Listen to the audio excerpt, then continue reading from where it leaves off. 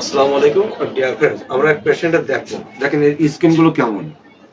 Skin dry, সাপের গায়ের মতো। মাছের আষ্টি যেমন হয় ঠিক সেরকম স্কিন। আর দেখো, দেখেন তোমার কতদিন হয়েছে এটা? বহুদিন ধরে। বহুদিন ধরে।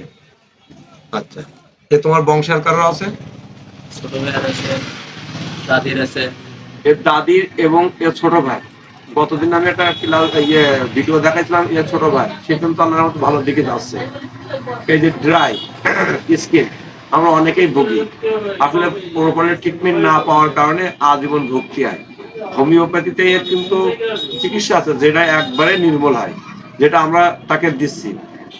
এর ছোট ভাই কিন্তু আমার কাছে গতদিনই আসছিল, সে কিন্তু ভালো দিকে যাচ্ছে আল্লাহর রহমতে। সে আজকে আসছে, তার স্কিন সমস্যা এবং এর স্ট্রাকচার দেখেন। স্ট্রাকচার বয়স কয় বছর হবে? 21 বছর বয়সে কমলা লেবুর মতো থাকবে। সে এখন জীর্ণ শূন্য, মনে একজন বয়স্ক। এখন এর থেকে সমস্যা আমরা কিভাবে এর ওষুধটা সিলেক্ট করলাম। এর ওষুধ সিলেক্ট করা কিন্তু একটা ভিন্নতা। I can challenge to you, আমি চ্যালেঞ্জ করতে পারি। এতে যদি মালিশ, মলম, বড়ি, ক্যাপসুল আজীবন সেবন করানো হয়, দেয়ার নো ইমপ্রুভ, কোনো ফায়দা হবে না। একমাত্র হোমিওপ্যাথ, ওই ডক্টর যিনি সিরাপ, বড়ি, ক্যাপসুল, মালিশ, মলম কিছুই ব্যবহার করে না, তার কাছ থেকে ছাড়া কেউ কখনো আরোগ্য সম্ভব নয়। আমরা মেডিসিন সিলেক্ট করলাম কিভাবে, কি কি রুব্রিক্স নিলাম, রুব্রিক্সগুলোকে দেখাবো। প্রথম ব্লাডার ইউরিনেশন ফ্রিকোয়েন্ট, ঘন ঘন প্রস্রাব।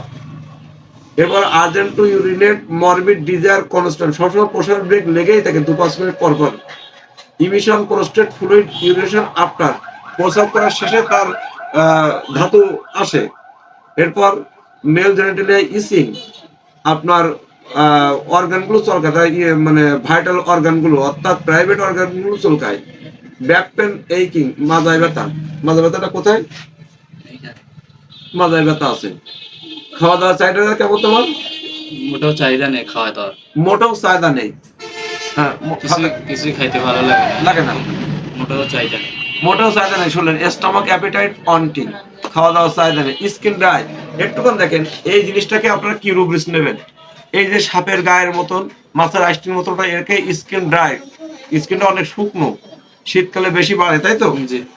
দেখেন শীতকালে বাড়ে, স্কিনটা শুকনো, শীতকালে আমাদের আর্দ্রতা কমে যাওয়ার কারণে বেশি গা হাত পা ফাড়ে। এই কারণে এই পেশেন্টের কিন্তু এরকম হয়। গোসল করার পরপরই গা হাত পা একদম শুকায় আসে। গোসল করার সাথে সাথে গা হাত পা শুকায় যায়, মানে পানি তার এত ড্রাই। স্কিন ইরাপশন, ডিসকমিটিং, এর চুলকানি, খোস ওঠে, চামড়া ওঠে।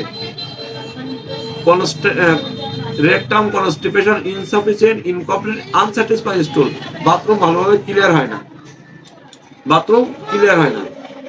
এরপর ডিলুশন থিন ইজ গেটিং, সে আমার বলতে স্যার আমি দিন দিন শুকাই যাচ্ছি, কাব হয়ে যাচ্ছি, জীর্ণশীর্ণ হয়ে যাচ্ছি, বল কম হয়ে যাচ্ছে, বৃদ্ধ বয়সের মতো হয়ে যাচ্ছি।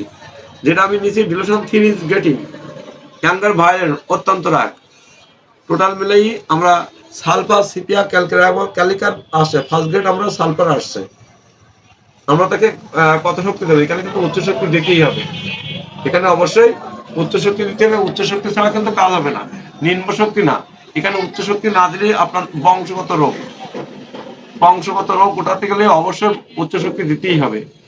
তাহলে আমরা তাকে sulphur, sepia, calc carbon first grade medicine পেলাম, সালফার, যেটা আমার পেশেন্টের সাথে একবারে মিল।